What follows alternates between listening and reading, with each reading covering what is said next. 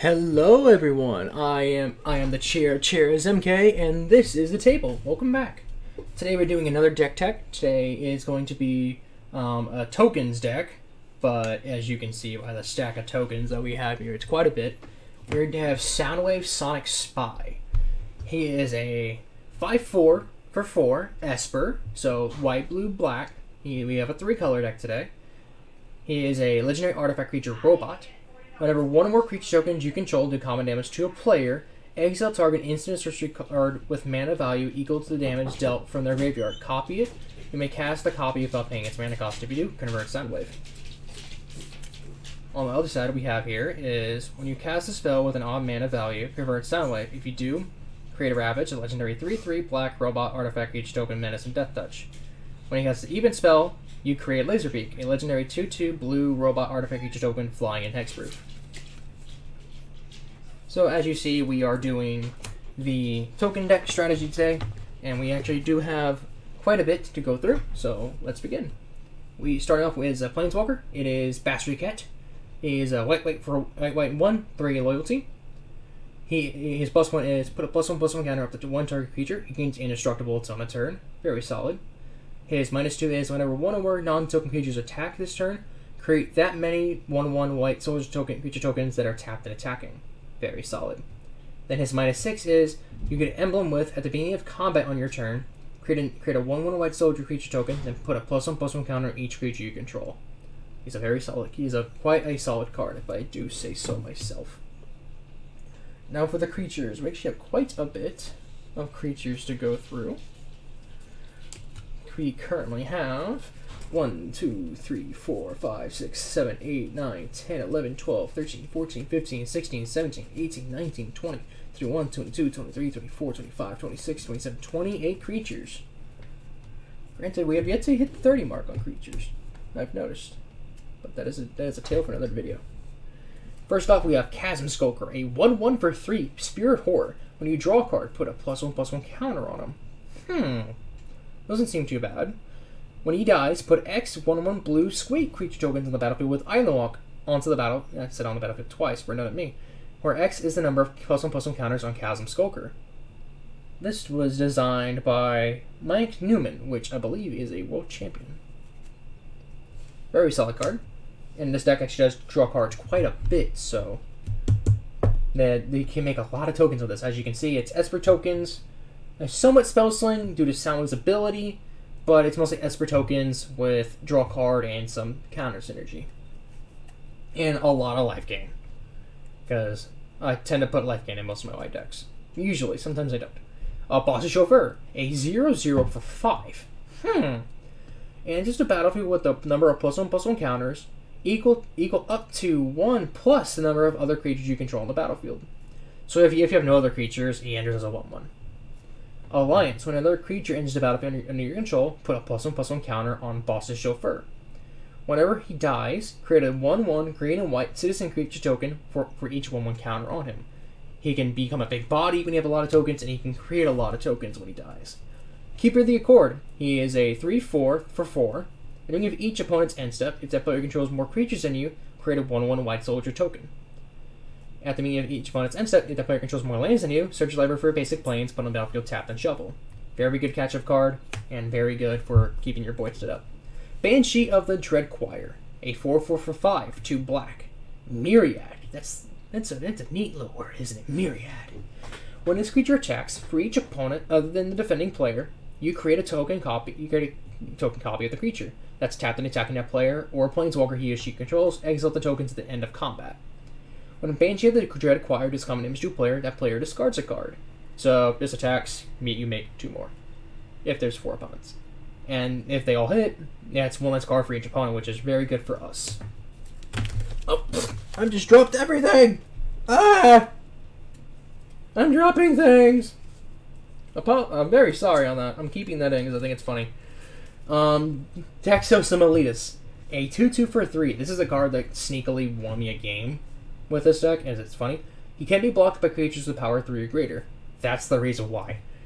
But when he deals combat damage to a player, exile the top card of the player's library. You gain life equal to that card's random mana cost. Until end of turn, you may cast that card, and you may spend mana as though it was a mana of any color to cast that spell. I can't remember. I forgot what I stole with this card, but I stole a really strong black card that also helped me win the game. And then we have Furious Charger. When it leaves the battlefield, choose an opponent who controls more lands than you. Search your library for a number of plains cards, just plains, not basics, equal to the difference, and reveal them. Put one in your hand, then put one of them on the battlefield tab, and the rest in your hand. Then you shuffle. It is 3 mana, 2/1 Pegasus with flying. Can be good, but it's just really a catch-up card. And also, it's a flyer. Clarion Spirit, a 2/2 for 2 spirit. When you cast your second spell each turn, create a 1/1 white spirit creature token flying. Very solid. And here's just a pet card. I just toss in any deck that has white because I think I love it. Healer's Hawk, 1/1 for 1, flying lifelink, bird. I like it. It's fun. A Restless Explorer, 2/2 for 2. When he ETBs, search your library for up to X plains cards, which also, again, it doesn't go basic. You can grab any plains you want. Or X is the number of players who control more lands than you. Reveal those cards, put them in your hand, then shuffle. Can be very good. Nightveil Sprite, 1/2 for 2. Also another one of my pet cards in blue. Fairy Rogue, flying. Whenever it attacks, you surveil one. Look at the top card of your library, then you may put that card into your graveyard. If not, leave it on top. Very fun card. It's also very good card selection when we need it. Blair Recruiter, 2/2 for 4. Wow, 4, but it's also a Peerless promo. Ooh, it's nice. Elf Warrior, partner with Blaring Captain. When a creature ETBs, target player may put Blaring Captain into their hand from their library. Basically, search their library for Blaring Captain and shuffle. Which is really funny if you have both on. If you have one on the board and the other in hand, you can just play the other and just go, "Hey, you search your library for it," and it's kind of funny. And you have pay 2 and white, create a 1/1 white warrior creature token. Simple, very easy.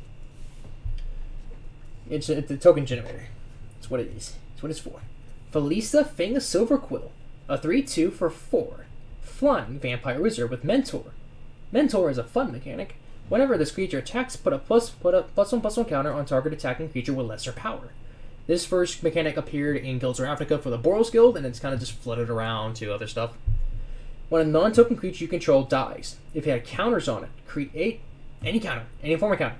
So if you have like age counters, coin counters from like Athreos, etc., things like that.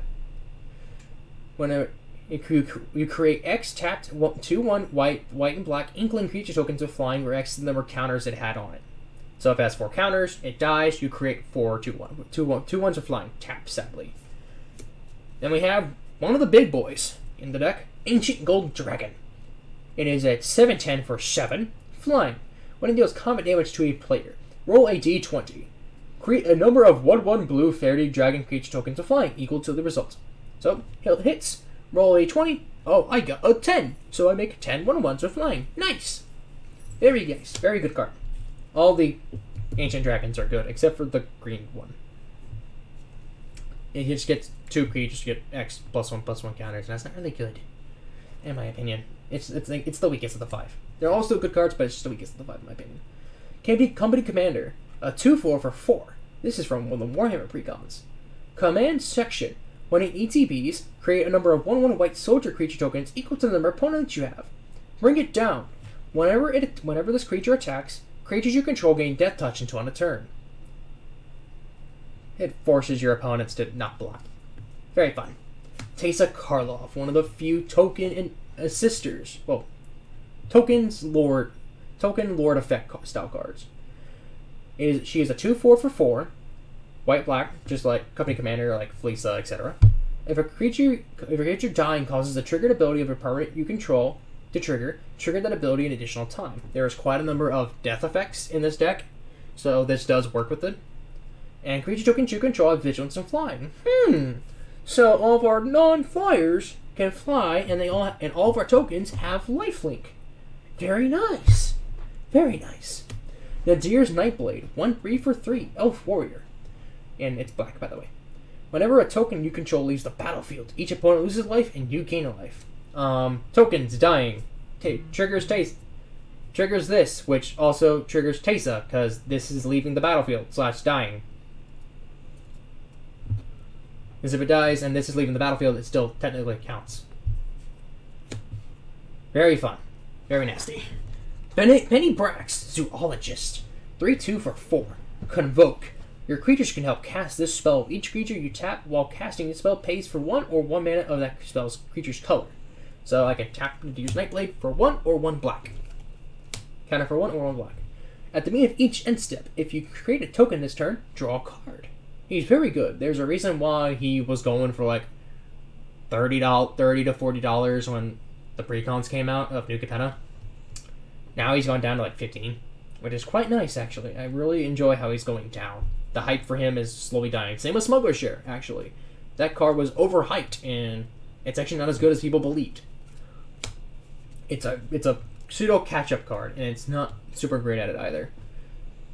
Ariel, Knight of Windgrace, a 4/4 for 4, white-black again.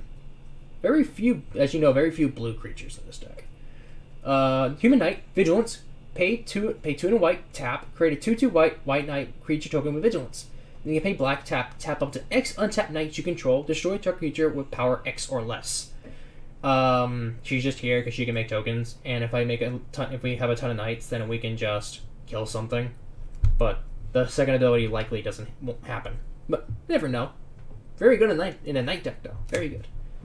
Brood Birth Viper. Hey look, another blue card. We haven't seen a lot of these in a while. A 3/3 for 5. Snake. Ugly Snake. He has Myriad. Ooh, another Myriad card. When this creature deals common damage to a player, you may draw a card. Very good. You can draw up to 3 cards with this. That is very nice. God Eternal Oketra. The only Eternal in this deck actually. She is a 3/6 zombie god for 3 white. Double strike. When you cast a creature spell, create a 4/4 black zombie warrior creature token with Vigilance. That's an expensive token, and I don't own one, so I had to make my own. Kind of upset about that, but it is what it is. Whenever God Eternal Catcher dies or is put into exile from the battlefield, you may put it into its owner's library 3rd from the top. So, the only way to truly kill her is counter her or mill her. Or mill her out. Or mill the deck and then she comes in with the mill. Only way to truly get rid of her. Very fun. Rumor Gatherer, a very, very good card for token decks, and people tend to ignore it, actually. It's kind of weird. 2/1 for 3 mana, 1 white, Alliance. Whenever another creature token enters the battlefield under your control, you scry 1. Very nice, very nice. If this is the second time this ability has resolved this turn, draw a card instead. People tend to think, oh, since it's the second time, the ability stops. It does not. Because if it says if this is the second time, you draw a card instead. If not, you keep scrying. So 3 creatures come in, and it's the first 3. First one you scry, second you draw, third one you scry. Some people don't realize you can keep scrying afterwards. Blaring Captain, the partner to Blaring Recruiter from earlier. 2/2 for 4, 3 black. Whenever it attacks, attacking warriors you control get +1/+1 until end of turn. Very nice, very solid, very solid. He is an Azure Warrior, by the way. Oketra the True, the other Oketra. She is a 3/6 for 4. God. Double strike, indestructible. She can't attack or block unless you control at least 3 other creatures. That is very easy to do in this deck. Pay 3 and a white, create a 1/1 white warrior creature token with Vigilance. That can also buff with Blaring Captain. Varagoth Bloodsky Sire, one of my favorite black cards, and I'm so glad he's slowly going up in price. He is a 2/3 for 3, 2 and a black. Demon Rogue with Death Touch. He has Boast, which is activates his ability only if there's a creature attacked this turn, and only once each turn. So you can do it as attacking or any time after it attacked. Its boasted cost is 1 and a black. Target player searches the library for a card, then shuffles the library and puts that card on top. You basically Vampiric Tutor every time he attacks. Very good, very good. Highly recommend him. Yannette, Cryptic Sovereign. 3/5 for 5, 2 white, black, and blue. She is a Sphinx with Vigilance, Flying, and Menace. Whenever she attacks, reveal the top card of your library. If that mana cost is odd, you may cast it without it paying its mana cost. Otherwise, you draw a card. Originally, I added her because it was fun synergy with Soundwave. That's kind of the sole reason why she's in here, but also she's a pretty solid tanky body with flying, so it also helps. Anointer Priest, a 1/3 for 2. Whenever another token creature enters the battlefield under your control, whenever a token, my bad, not another, you gain 1 life. So this also triggers I think it triggers itself when it becomes a token. From its Embalm effect. I could be wrong on that one. It's Embalm, 3 and a white. Exile this card from your graveyard, create a token copy that's except it's a white zombie human cleric with no mana cost. Embalm only has a sorcery. So if it's dead, you can bring it back as a token, but the original version is exiled, sadly. Clockbridge Troll, an 8/8 for 5. 3 black, very strong creature, but it has a downside. Trample and haste. When he enters the battlefield, target opponent creates 3/0/1 white goat creature tokens. Sounds simple. At the beginning of combat on your turn, any opponent may sacrifice a creature.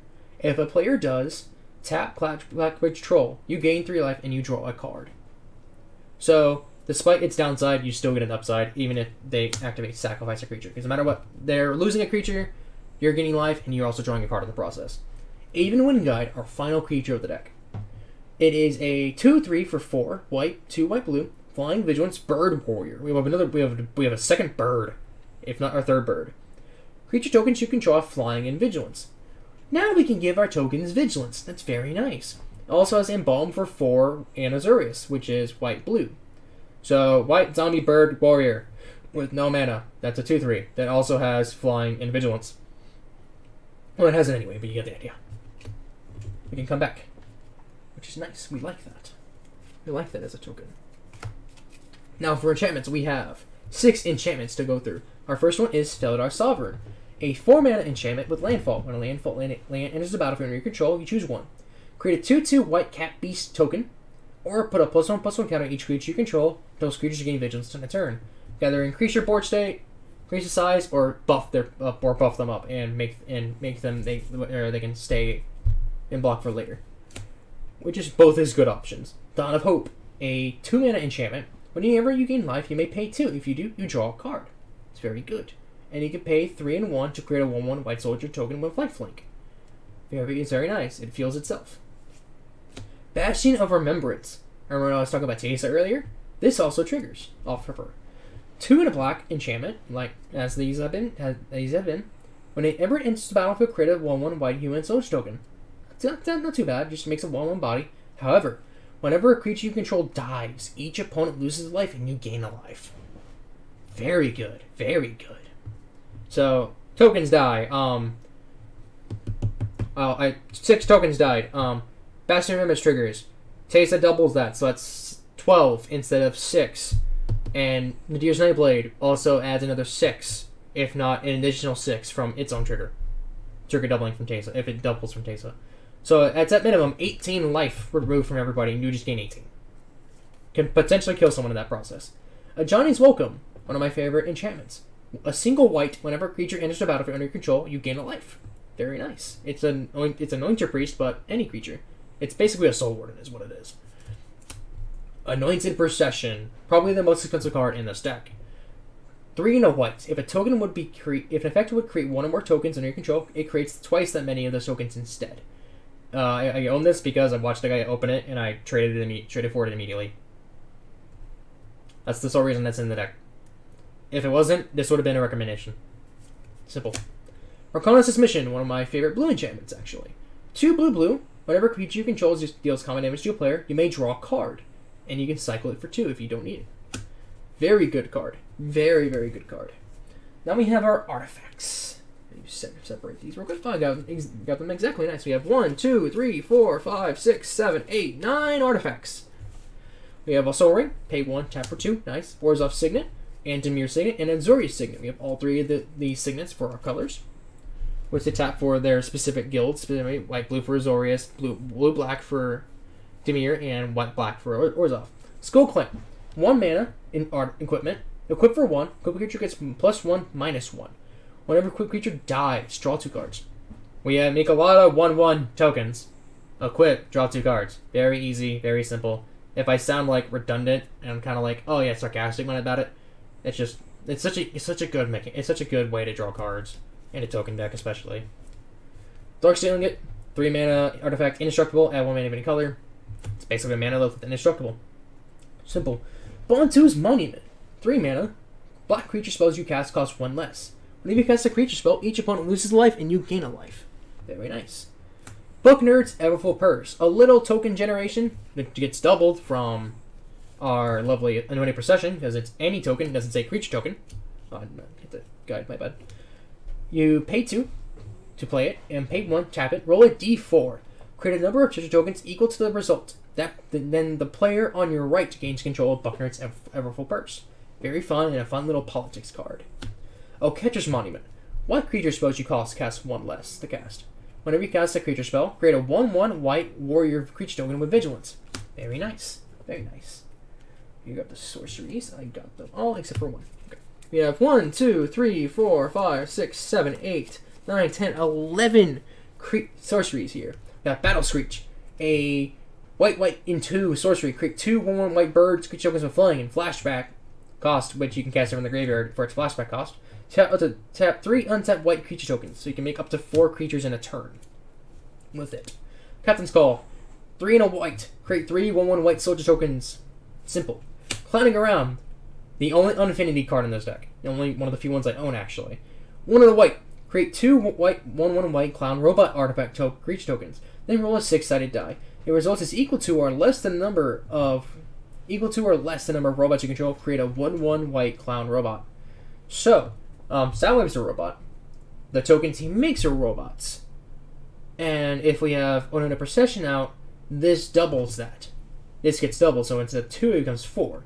Then 5 from Soundwave, and potentially 6 if we get one of his tokens.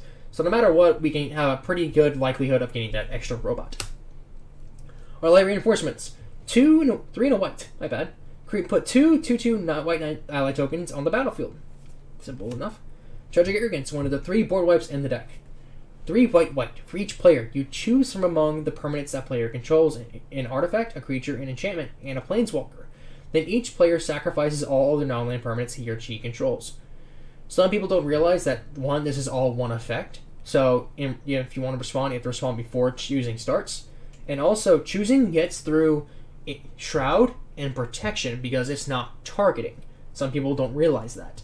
You guys, you can't do that. I have Shroud. No, it's not target. It's choose. Though it's specific wording, and I love it for it. Alrund's Epiphany. 5 blue sorcery. Create 2 1/1 blue bird tokens with flying. Take an extra turn at this one. Exile Alrund's Epiphany. Then you can foretell it for 4 blue. The only extra turn spell in the deck. Clone Legion, the big splashy spell. 7 blue. For each creature target player controls, create a token that's a copy of that creature. Very fun. Kaya's Wrath, our 2nd board wipe. White, black. Destroy all creatures. You gain life equal to the number of creatures you controlled that were destroyed this turn. Very nice. Call to Feast. 2 white, black. Create 3 1/1 white vampire creature tokens with lifelink. Very simple. Black Sun Zenith, our final board wipe. X black. Put X -1/-1 counters on each creature, then shuffle Black Sun Zenith into its owner's library. Very good board wipe, that's repeatable. It's very nice. My bad, I was wrong. There are 4 board wipes in here. My mistake. Cleansing Nova. 3 white. Choose 1. Destroy all creatures or destroy all artifacts and enchantments. Very nice, very nice. Then we have our instance. That is, we have 1, 2, 3, 4, 5, 6, 7, 8, 9 instants. We have Counterspell. Reductive counter target spell for 2 blue. Fracture 1. We have a white and black. Destroy target artifact, enchantment, or planeswalker. It's very nice. Only thing it can't really hit is creatures, and lands, obviously, but it's still very nice. Sinister Sabotage. 1 blue. Counter target spell. Use Surveil 1. Very solid. One of the few counters on the deck. 8 to Extinction. One of my favorite removals, actually, because of its errata. You pay 3 and a black. Exile target creature or planeswalker. The additional of the planeswalker is quite nice. Then you Surveil 1. You got errata to see Surveil 1, which is very nice. T-Spark.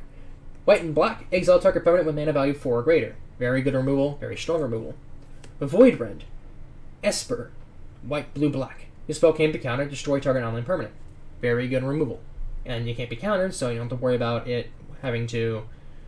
them getting rid of the card and you just whiffing your turn, almost. Generous Gift. 3 and a white. Destroy target permanent. Its controller creates a 3/3 green elephant token. Very nice. And of course, like Beast Within, it can hit lands if you want to be that guy. Return to Dust. 2 white. Exile target artifact or enchantment. If you cast this during your main phase, you may exile it up to 1 other target artifact or enchantment. Very solid removal. Call of the Coppercoats. A very fun card we have here. It is 2 in a white. Strive. This spell costs 1 in white more to cast for each target beyond the first. So, if you want to target everyone with this, that's 7 mana. That's 3 white and 4. Yeah, it's quite a lot. Choose any number of target opponents. Create X 1/1 white human soldier creature tokens equal where X is the number of creatures Toa's opponents control. So if you have a lot of creatures, you basically can just triple your board, which is very nice. And that is our instance. Now finally for lands, we have mostly basic lands, and we have two dual lands. Well, we have Shipwreck Marsh, which is A1 ETBs, tapped unless you control 2 or more of the lands, and it taps for blue and black. We have Rafine's Tower, we have a Triumph, Plains, Island, Swamp, taps for all 3, enters tapped, and you can cycle away for 3. And we have 1, 2, 3, 4, 5, 6, 7, 8, 9, 10 islands. 1, 2, 3, 4, 5, 6, 7, 8, 9, 10, 11, 12 plains. And 1, 2, 3, 4, 5, 6, 7, 8, 9, 10, 11 swamps. So in total, that gets up to 35 lands. For recommendations on upgrading, if you really want to, you can toss in some other types in the deck to get some extra mana, but also extra tokens.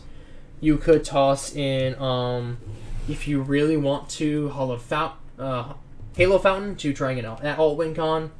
And you want to put this in more life game synergy, you can toss in Flux Reservoir or Felidar Sovereign, if you really want to do that. You can also toss in the White Dominus that just got released with Phyrexian will be 1 as of this recording, which came out like a month ago. If you want to do that, you can absolutely do that as well.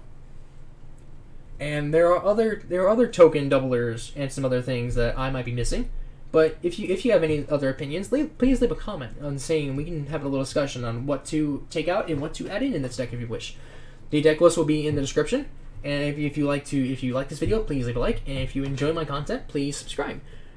And I will see you all in the next video. You all have a great night.